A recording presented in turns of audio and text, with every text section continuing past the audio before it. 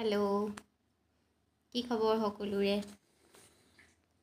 সকলোৰে চাগে ঠিকেই ভালেই আছে আপোনালোক সকলো। আমিও আপোনালোকৰ আশীৰ্বাদত ভালেই আছোঁ। আজি বস্তু এটা বনাব বিচাৰিছোঁ, চাব দেই।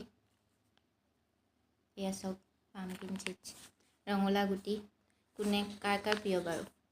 মোৰতো বহুত প্ৰিয় হয়, কিন্তু সদায় খোৱা নহয়, মাজে মাজে কেতিয়াবা খাওঁ আৰু।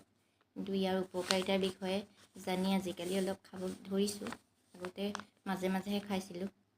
ইমানেই উপকাৰী গুণ আছে, আপোনালোক সকলোৱে চাগে জানেই। তেওঁ কৈ দিছোঁ আপোনালোকক কিমান গুণ ইয়াৰ আছে। মেগনেছিয়াম বহুত পৰিমাণে আছে, লগতে এণ্টি অক্সিডেণ্ট থাকে। প্ৰষ্টেটৰ বাবে বহুতেই ভাল, ব্লাডাৰ সুস্থ ৰাখে।